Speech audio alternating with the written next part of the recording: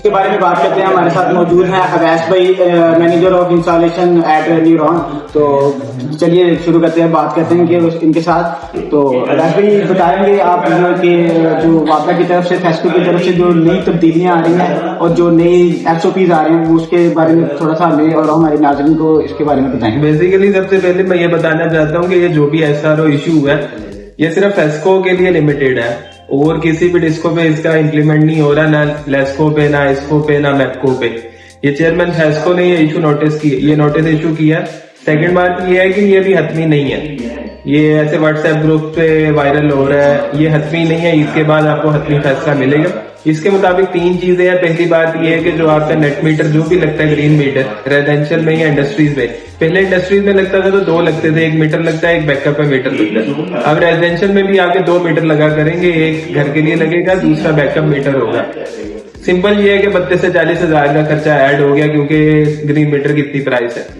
Second बात ये है कि फेस्को चेयरमैन ने ये अपने तमाम SDOs को, एक्सीएंस को ये बात बावर करवाई है कि किसी भी क्लाइंट का आपने एक्सटेंशन ऑफ लोड का केस नहीं पकड़ना फिलहाल के लिए।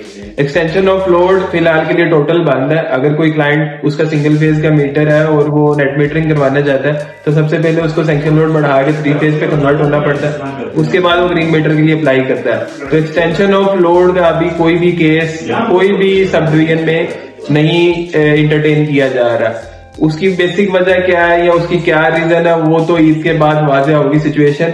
जो हमारी इतलात है या जो हमारे पास खबरें हैं वो ये है कि 15 किलोवाट से नीचे ये नेट मीटरिंग को बंद कर रहे हैं और 15 किलोवाट से ऊपर सिर्फ उस क्लाइंट की नेट मीटरिंग होगी जो अपना डेडिकेटेड ट्रांसफार्मर रहेगा।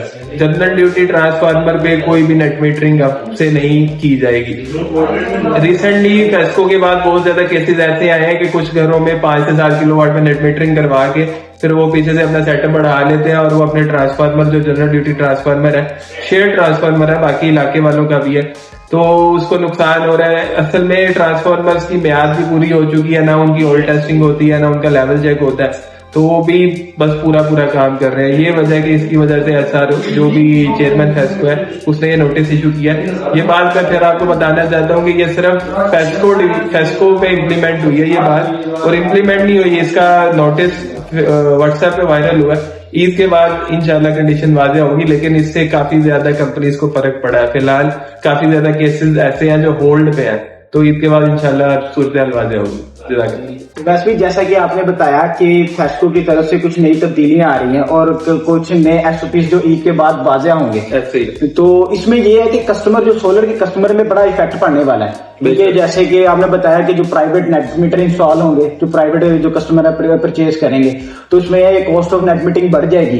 तो इस पे आप बताएंगे कि ये जो नेट मीटरिंग है या फिर जो हमारे सिस्टम है, इन पे सोलर के सिस्टम पे कोई इफेक्ट पड़ेगा, कितना इफेक्ट पड़ सकता है? रफली अगर मैं आपको बताऊं तो पहले अगर आप सैंक्शन लोड और एक्सटेंशन ऑफ लोड जिसे हम बोलते हैं, उसका अगर कोई पर्सन 22 या 25 हजार पे कर रहा है तो इसका तो अब नहीं बताया जा सकता क्योंकि ये केस इंटरटेन नहीं किया जा रहा है। लेकिन जो आपका ग्रीन मीटर के लिए आप डिमांड नोटिस निकलवाते हैं, वो पहले अगर 1 लग रहा था जहां पे 32 हजार का, वहां पे अब आपको 2 लगाने पड़ रहे हैं, मतलब 32 से 35 हजार एक्स्ट्रा खर्चा है।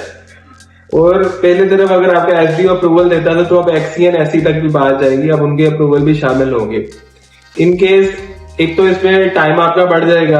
टाइम बढ़ने से मुराद ये है कि वो पहले ट्रांसफार्मर को देखेंगे, उसकी कंडीशन देखेंगे, उसके बाद आपकी फाइल का अप्रूवल आएगा आपके विजिट के बाद। तो लाजिमी बात है जो यूजर या क्लाइंट है, लास्ट जो कंज्यूमर है, उसको परेशानी का सामना करना पड़ेगा। जब तक उसका नेट मीटर नहीं लगता तब तक उसको उस तरह सोलर से बेनिफिट नहीं मिलेगा। अल्टरनेट ऑप्शन ये है कि लोग हाइब्रिड पे स्विच होंगे, लेकिन हाइब्रिड पे वैसे ये है कि आपको उस तरह से बचत नजर नहीं आती। तो ऐसा नहीं है, आप बेहतर यही है कि फैसलाबाद में जितनी भी कंपनीज है, EPCs है, जो भी EPCs है और जो भी ट्रेडिंग कंपनीज है, वो मिलके इस पे, वैसे भी हमें पता चला कि इस पे उन्होंने 2 मीटिंग्स कंडक्ट की है। इंशाल्लाह ईद के बाद मीटिंग कंडक्ट करके तो चेयरमैन फेस्को के पास अपनी गुजारिश पेश करेंगे, तो इंशाल्लाह होप फॉर द बेस्ट, बेहतर होगा इंशाल्लाह। नाज़रीन, आपने देखा कि आपको हमने आज नेट मीटिंग के हवाले से काफी इंफॉर्मेटिव वीडियो दी। तो जैसे ही नेक्स्ट इंशाल्लाह ईद के बाद जो भी फिजिबिलिटी बनेगी, जो भी हमें इंफॉर्मेशन मिलेगी नेट मीटिंग के हवाले से, तो हम आपके साथ इंशाल्लाह जरूर शेयर करेंगे। फेस्को के हवाले से या भी जो भी कंपनीज के हवाले से जो भी हमें इंफॉर्मेशन मिलती है तो हम आपके साथ शेयर करेंगे। अगर आपको हमारी वीडियो पसंद आई तो चैनल को सब्सक्राइब करें, लाइक करें और शेयर करना ना भूलिएगा।